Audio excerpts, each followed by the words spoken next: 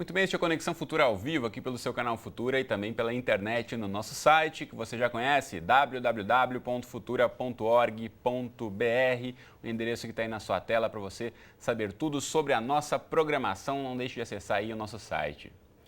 Bom, e quando um rio transborda, além da inundação das moradias, perda de plantações agrícolas, falta de alimentos e de água tratada, escassez de gasolina e dificuldade de transporte e deslocamento, outro problema surge, não apenas durante a cheia, mas por algum tempo ainda depois dela: as doenças de veiculação hídrica.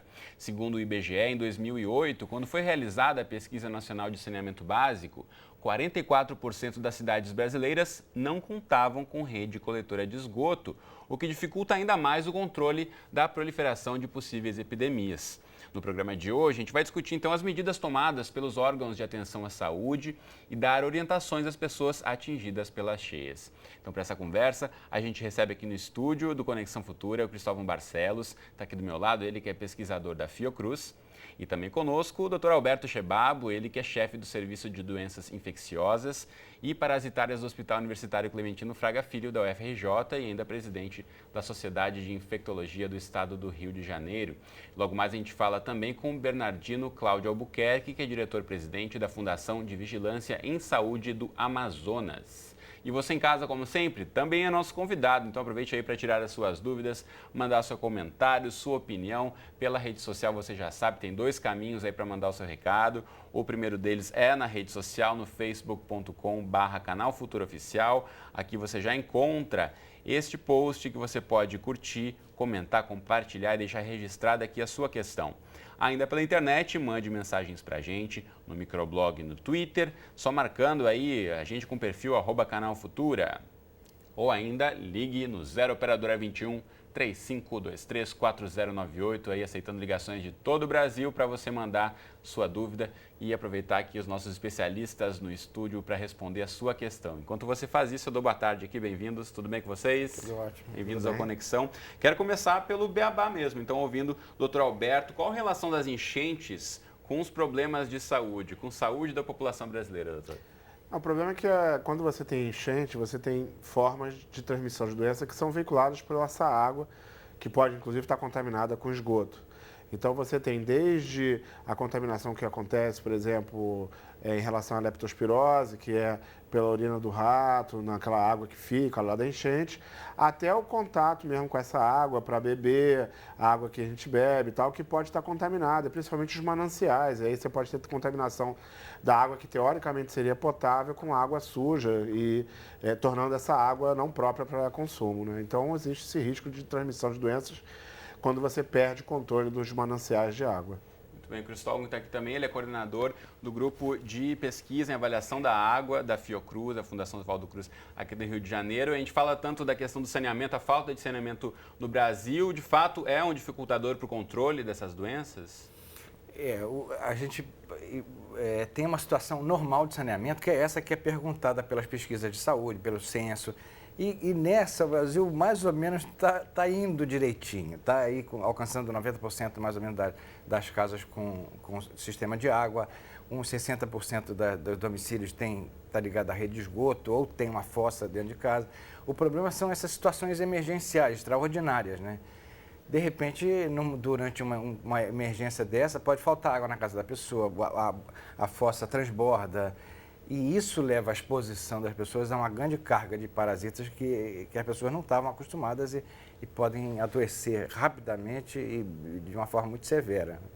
Muito bem, vou chamar agora também para a nossa conversa o Bernardino Cláudio Albuquerque, ele que é diretor-presidente da Fundação de Vigilância em Saúde do Amazonas. Bernardino, bem-vindo à Conexão Futura, tudo bem com você? Tudo bem, boa tarde a todos. Bom, boa tarde para você também. A gente sabe que recentemente aí o país acompanhou os registros, né, de maior cheia da história do Rio Madeira e também as cheias do Rio Acre, atingindo as populações que vivem nos estados do norte do Brasil. Aí pergunto a você, a região aí é atingida por enchentes recorrentes, né? De que forma é possível tentar antecipar as ações para prevenir riscos para a saúde da população? É exatamente a questão do ciclo das águas aqui na Amazônia, em particular aqui no estado do Amazonas. Já é um fenômeno conhecido, inclusive, pela população. Então, essas situações, né, à medida que não ultrapasse, né, os limites normais de enchente, elas são resolvidas de uma forma, digamos, com um planejamento prévio, no sentido de fazer com que cada município realmente já tenha as suas ações pré-definidas para minimizar o problema, né? Realmente, a situação realmente se agrava quando você tem uma enchente fora dos seus limites, em que há deslocamento populacional, em que há, digamos, invasão de águas em comunidades, e aí sim nós precisamos intervir de uma forma mais efetiva.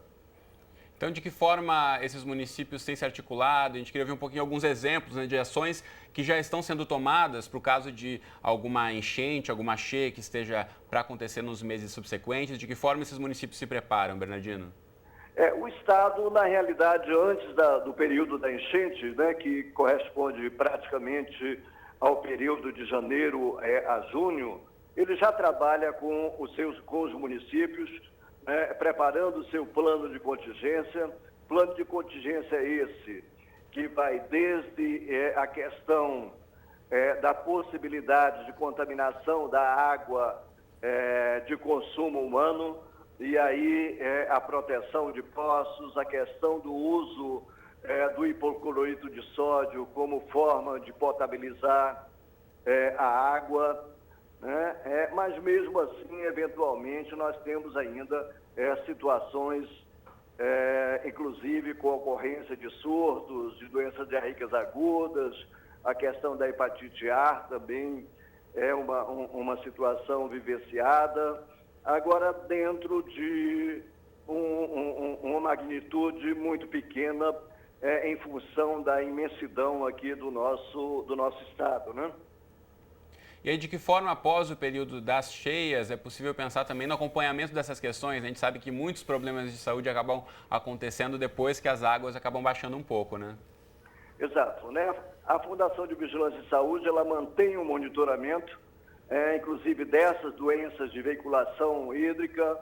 É um monitoramento que é feito semanal, município a município, no sentido de verificar alguma situação anormal e, em cima disso, trabalhar ações que possam minimizar o problema, né? Na realidade, esse monitoramento é feito desde a época do cólera, né? Nós temos o sistema de informação e nos pode dar uma sinalização de qualquer situação anormal, e aí, junto com o município, nós proporcionarmos uma intervenção oportuna. Muito bem, então. Eu sei que o doutor Bernardino estava em meio a uma reunião, então agradeço aí por ter conversado com a gente aqui no Conexão Futura. Bernardino Albuquerque, conversando com Conexão diretamente do Amazonas. Obrigado, doutor. Obrigado também pela oportunidade. Deixa eu aproveitar e mostrar para você de casa o site da Fundação de Vigilância em Saúde do Amazonas, para você que está no estado do Amazonas, ou em qualquer outra parte do Brasil, quer ter informações sobre essas questões de vigilância. No norte do país, acesse aí o saude.am.gov.br/FVS de Fundação de Vigilância em Saúde do Amazonas. A questão do cólera apontada pelo Bernardino, né? Isso a gente lembra da década de 90, houve muito, né? Um problema seríssimo no Brasil em relação ao cólera, que foi, de certa forma, controlado, né, doutor? A cólera, a gente, pelo menos nesse momento, não tem relatos aqui no Brasil. A gente tem sempre estado de alerta, porque a gente tem, em alguns países na América Central, principalmente no Haiti, epidemias de cólera acontecendo, e a gente tem uma forte imigração de haitianos, principalmente entrando ali pela região norte. Então, existe sempre uma vigilância e um cuidado em relação a isso. Mas até o momento a gente não teve detecção de casos, pelo menos nesse momento, mesmo com essa forte entrada de imigrantes do Haiti nessa região lá do norte. Outra coisa apontada pelo Bernardino lá no Amazonas, a questão que ele falou de como tratar a água.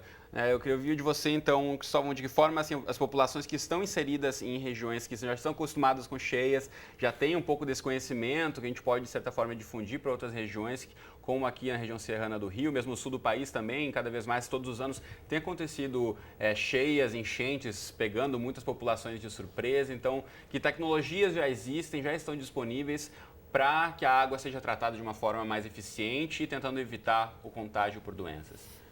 O Bernardino lembrou bem, o cloro é um bom agente para limpar a água desses micro-organismos patogênicos que podem causar alguma doença. Mas eu queria lembrar o poder do filtro de barro, o velho filtro de barro que a velha tradição brasileira, os avós da gente utilizavam. Ele é muito eficiente para retirar o material mais grosso, particulado, porque muitas vezes o micróbio fica ali aderido a esse pequena poeirinha, o barro que fica na água, e o filtro ele retém tudo isso. Depois é que deveria se colocar o cloro, já com a água menos barrenta, né, menos suja. Isso é um processo que todo mundo poderia fazer em casa e ajuda bastante no processo de limpeza da água.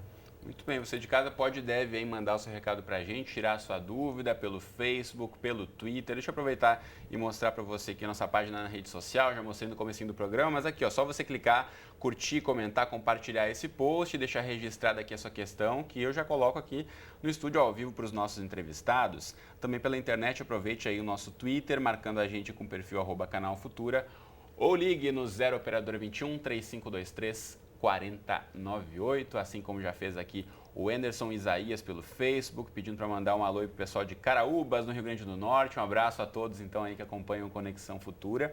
E o Anderson pergunta se esgotos ou rios poluídos podem provocar uma doença que leve à morte. De fato, existem riscos graves para a saúde, né? Vocês podem explicar para ele? Olha, a doença que tem maior risco, né, é a própria hepatite A. Apesar das pessoas acharem que a hepatite é uma doença simples e tal, você pode ter quadros graves, fulminantes, que podem levar a uma falência do fígado e até a óbito. Além disso, você tem as doenças diarreicas, principalmente nas faixas etárias, nos extremos, as crianças muito pequenas, os idosos. Um quadro diarreico pode levar a uma desidratação importante e até a óbito em algumas situações e até uma piora de uma doença pré-existente, no caso dos idosos, por exemplo. Então, assim, existe realmente risco de transmissão de doenças graves na questão da água contaminada. E a questão da hepatite A também, não somente a água, mas também a água muitas vezes em contato com os alimentos. Isso é uma questão que muita gente não se dá conta, que lavar o alimento, né, não somente pela higiene em si, mas na prevenção de doenças como hepatite também é fundamental. Exatamente, porque a água que irriga o alimento e tal, ela pode também estar contaminada. E esse alimento já vir contaminado lá diretamente do mercado, do local onde a pessoa colheu, né? Então, lavar e até usar o cloro em algumas situações para você, os alimentos que vão ser ingeridos crus, para você desinfetar aquele alimento, é uma forma de você prevenir contra essas doenças transmitidas pela água, hepatite, doenças diarreicas, algumas doenças bacterianas que são transmitidas pela água. E uma questão também dos animais peçonhentos, né? Com as enchentes, muitas vezes o escorpião, a aranha e outros animais que podem transmitir doenças ou picar essa população, a criançada muitas vezes está brincando ali e muitas vezes não se para pensar sobre isso. Né? Que só queria que você falasse um pouquinho para a gente sobre esses riscos de ficar cuidando, né? Quando você for limpar um espaço depois que baixou a água da enchente, esses cuidados são fundamentais. Usar aquela bota, a gente vê muitas vezes as imagens na cobertura de locais onde a enchente passou e o pessoal de chinelo de dedo fazendo aquela limpeza. Isso é um risco em potencial. A gente tem observado que os efeitos da enchente sobre a saúde se prolongam, às vezes, meses depois do que... Mais tempo do que o tempo que a enchente durou naquela localidade, né? As pessoas, às vezes, voltam para casa felizes, consegui recuperar a casa e a casa está completamente suja, com barro, e começam a fazer trabalhos, por exemplo, se ferem e expõem o sangue a bactérias, inclusive a leptospirose, a leptospira, que pode causar leptospirose, depois, às vezes, de dias ou semanas da enchente ocorrer. Dentro da casa, às vezes, a gente tem que lembrar também que a enchente afeta não só a população humana, mas animais.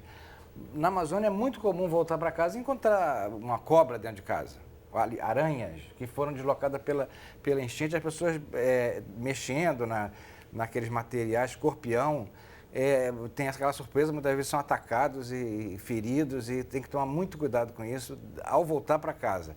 Usar equipamento de proteção, botas, fazer mutirão, primeiro retirar os materiais mais perigosos, para depois limpar o barro com muita água, para evitar ferimentos durante o processo de recuperação da casa.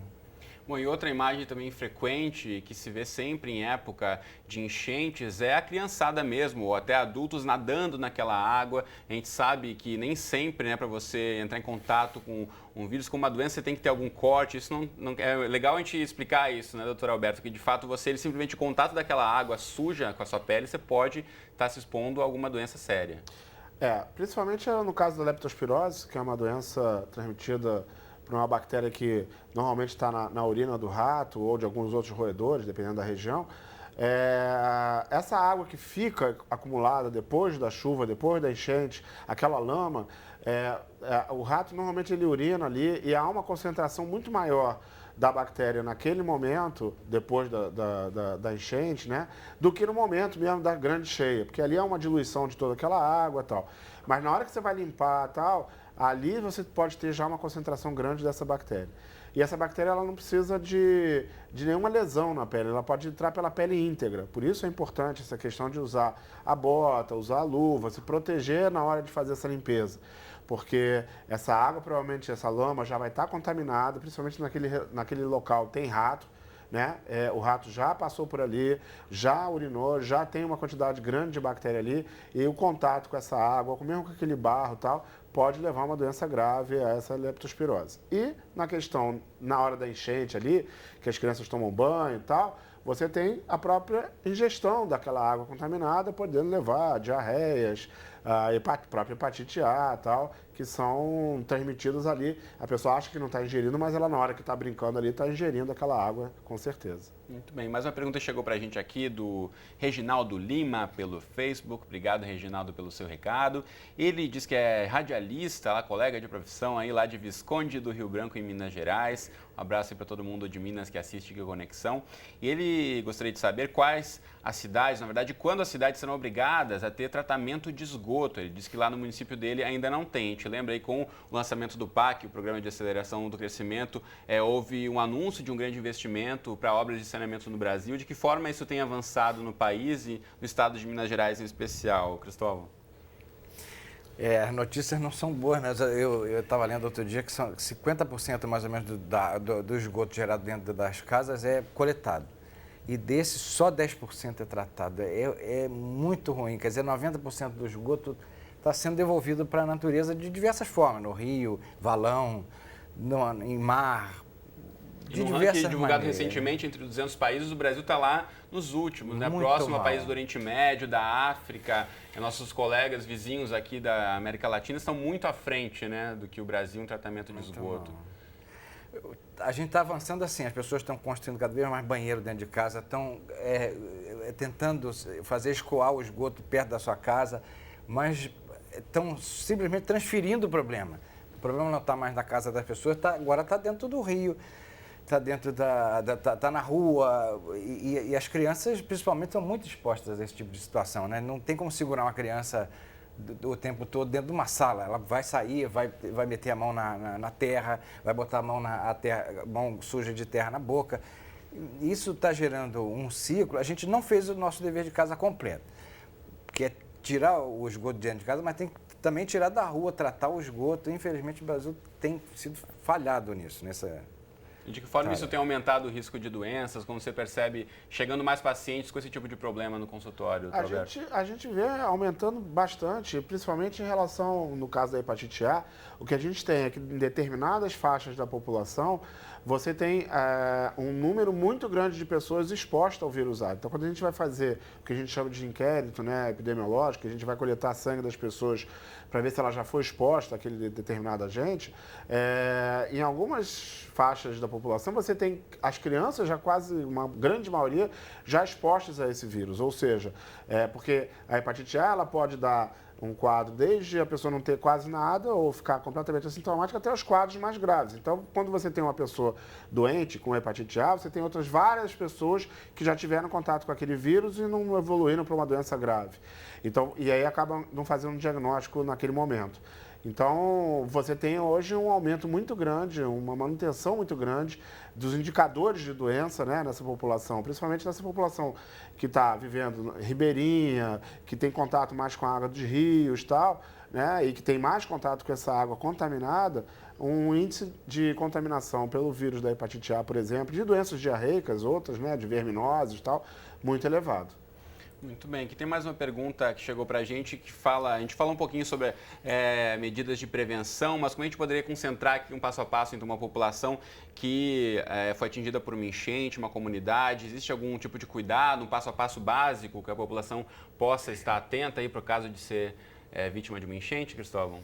Eu só queria lembrar que antes da enchente, tem uma enchente que é brusca, que é urbana, das encostas, que é da chuva intensa, e que acaba causando desabamento e lava a rua, suja tudo.